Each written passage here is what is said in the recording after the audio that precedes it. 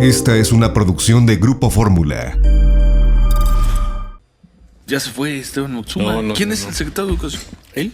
¿Quién es el secretario de Educación, Ricardo? Es Esteban Moctezuma, aunque ya recibió el Senado el nombramiento de... Senado de Estados Unidos. De los Estados Unidos. Exacto. Y se tiene que ratificar, el Senado mexicano tiene que ratificar a Esteban Moctezuma como embajador de Estados Unidos, y después ya entraría la maestra Delfina Gómez como secretaria de Educación Pública. Después. Sí, cuando salga formalmente Esteban Moctezuma. Pero hoy el secretario Ahora, eso es inminente, señor, porque además la actual embajadora termina funciones porque ella planteó y que acordó una fecha el día lunes 15. Entonces, pues ya esto es cosa de días. Bueno, saludamos a David Calderón, el presidente ejecutivo de Mexicanos Primero, y pues precisamente con este tema. David, ¿cómo deja Esteban Moctezuma la Secretaría de Educación Pública? Buen día. Buenos días, Ciro, Manuel, mucho gusto de estar con ustedes. ¿Cómo estás, David? Deja la Secretaría con enormes pendientes. El primer pendiente clarísimo es el plan de ruta para el regreso. Llama la atención, digamos, en contraste con lo que justo acaban de comentar. Las prioridades del presidente es buen trato a los maestros, dinero a las escuelas, civismo y salud en los libros de texto y becas a los estudiantes. Que están como muy concentradas en una visión de la educación que se podría enriquecer, pero sobre todo llama la atención la falta de contexto con respecto de la pandemia. Entonces, estamos en la mayor crisis educativa que ha tenido nunca el país y no hay una palabra sobre esta atención específica. Entonces, el plan de ruta para el regreso está pendiente. Está el tema no solo de la vacunación de los maestros, sino también de la sustitución de los maestros para aquellos que no van a poder estar frente a grupo. Entonces, a lo mejor en Campeche vuelven ya en 4 semanas, pero todos los demás estados necesitan estar preparados, no solo para formar a sus maestros a la vacunación masiva, sino para saber quiénes sí regresan y quiénes no es adecuado que regresen al aula. Y entonces, ¿qué sustitución va a haber y con qué figuras educativas los jóvenes de los últimos semestres de las normales o los asesores pedagógicos? El tema de la infraestructura, siguen estando 43,000 escuelas sin agua. Entonces, apoya las escuelas. 43,000 escuelas sin agua. Sin agua. Entonces, estamos hablando de que prácticamente una de cada 5 escuelas no tiene en absoluto agua, y todavía una fracción adicional, 12%. ¿Cómo miden ese dato? ¿Cómo lo obtienen? El dato tal cual lo presentó la propia SEP en octubre del año pasado, ¿no? Es dato de la propia SEP. Es dato de la propia SEP, el tema de las 43,000 escuelas sin agua. Y de esas 43,000 se podrían agregar otras 22,000 que tienen agua en forma intermitente, 2 horas al día, un día sí y un día no. Entonces, sin el suministro de agua, y justamente estos fondos de la escuela es nuestra deberían estar focalizados a asegurar que esas escuelas van a tener agua. Nos tomó de sorpresa la pandemia, pero no el regreso. Llevamos 11 meses pensando en algún regreso, y entonces esa ruta, como digo, pues no está clarificada. Igualmente, el tema del riesgo y en el fondo una campaña de comunicación. Toda apertura de escuela va a significar, incluso con el escalonamiento que se establezca, solo venga un cuarto de los chicos, solo vengan 2 por salón, en cualquier esquema hay que considerar elementos de riesgo y por supuesto elementos de seguridad que corresponden a cada plantel. No es lo mismo un preescolar pequeño de 3 grupos de 20 alumnos y cruzando la calle está una secundaria técnica de 500 alumnos. Entonces, las pautas deben ser diferenciadas y ese trabajo está pues durmiendo, no se ha hecho, y por supuesto debe ser conducido por la Secretaría de Educación Pública. David, sin pretender, digamos, entrar a todo el detalle, pero sí las reglas básicas.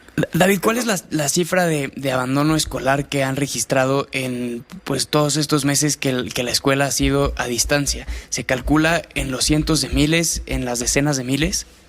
En los millones. Justamente uno de los grandes pendientes es tener la información oficial. La SEP tiene ya el registro que fue plasmado por los propios maestros desde noviembre, de qué porcentaje de sus alumnos no han estado en contacto con ninguna de las formas a distancia. Con lo que salió en las primeras encuestas, no en este registro que es censal de cada maestro, más o menos el estimado era que 12% no estaban en contacto en absoluto y 7% estaban en un contacto tan intermitente que no se les podía poner una calificación. Si sumamos todo el efecto y sobre todo el de la pausa de diciembre, que especialmente los más grandes deciden irse a trabajo informal, a otras cosas, nosotros estamos estimando, y coincide con lo que hizo Miguel Sekel y con el BID, que pueden ser hasta 4 millones de estudiantes desconectados. A lo mejor no es abandono definitivo, pero es una ausencia que cada maestro 4 millones reconoce. 4 millones que cuando menos habrían perdido un año de educación completamente. Así es. Y no se sabe, habrá que ver cuántos de esos 4 millones regresan. ¿Cuántos podemos recuperar? Y acá, ese, digamos, el dejarlo solo a la fuerza de la familia o el propio estudiante, pues es una gran injusticia. En algunos estados han iniciado algunos operativos para recontactar, pero de nuevo no hay una campaña nacional para prevenir y revertir el abandono, que creo que es uno de los pendientes primerísimos que debiera tener la secretaria Gómez, esta búsqueda de reactivación. El tema de tener un modelo auténticamente híbrido, ¿no? Todo el mundo dice, sí, modelo híbrido, sí, que significa que parte será presencial y parte a distancia. La idea de que en octubre, por ejemplo, todas las escuelas abren en la Ciudad de México y 800 niños entran a las 8, eso no va a pasar, y hay que ya hacernos a la idea de que tiene que haber... ¿Por qué no va a pasar, David? Porque no es epidemiológicamente posible, Ciro. Es un riesgo tan desbocado, tan desbordado, que por supuesto lo que va a hacer es inhibir las actividades. Apenas haya un brote en una escuela, todos los papás van a retirar, todas las mamás van a retirar a sus niños, los maestros van a decir que me defiende el sindicato, y lo que sí podíamos hacer de actividades presenciales cuidadas con grupos acotados se va a perder, y van a ser cierres de golpe, como le pasó en su momento a España o Italia, que no fueron cuidadosas. A ver, tenemos... Sí, perdón, adelante. Sí, entonces digamos, poner en la mente de todos nosotros la imagen de la escuela escalonada, pero ya abriendo, es yo creo que un imperativo, porque tener todo abierto sería una insensatez, una irresponsabilidad, pero tener todo cerrado también. Tenemos que hacer una pausa, David. ¿Nos esperas un par de minutos? Nos quedan 2 preguntas más para hacerte. Sí. ¿Puede ser? Volvemos. Estamos hablando con el presidente ejecutivo de Mexicanos Primero, David Calderón. ¿Cuándo es el cambio en la Secretaría de Educación Pública?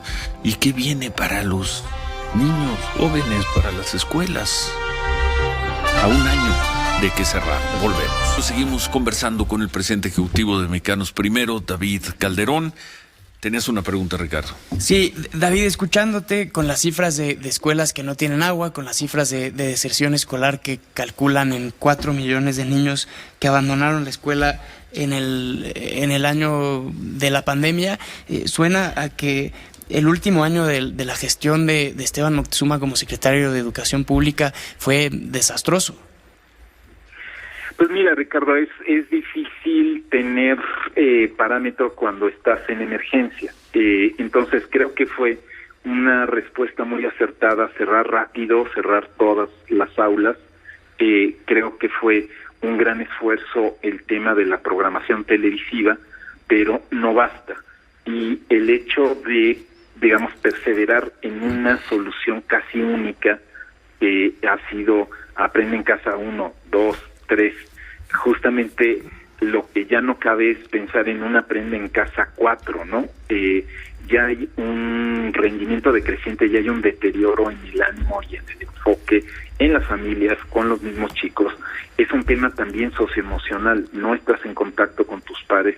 O sea, todos sabemos que pues nos adaptamos como podemos. Entonces, creo que el equipo de Moctezuma hizo cosas valiosas. Creo que, sin embargo, es el momento de ya dar un gran golpe de viraje hacia que el acento está en cómo regresamos y no cómo nos quedamos así y lo estiramos hasta que llegue un verde que nunca llega, ¿no? ¿El golpe de timón es una apertura con cuidados extremos? Sí. Y sobre todo planificado, con un plan para el regreso. Pero, y ese tendría que aplicarse a la brevedad.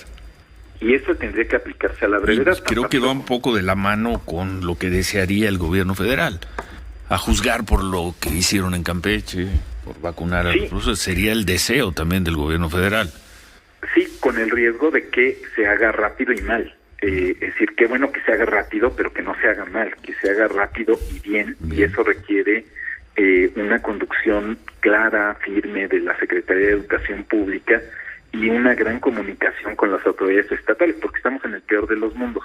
La autoridad federal no marca lineamientos claros y, sin embargo, no deja que las autoridades estatales avancen lo suficiente por su cuenta, ¿no? Ha habido una relación muy tirante con Jalisco, porque ellos sí han intentado formas de presencia intermedia, sí han estado piloteando presencia de los chicos en los planteles, y en cada ocasión no solo los marginan de que esto se conozca mejor, sino que no se retoman las experiencias de ahí, justamente cuando podría ser un gran piloto nacional.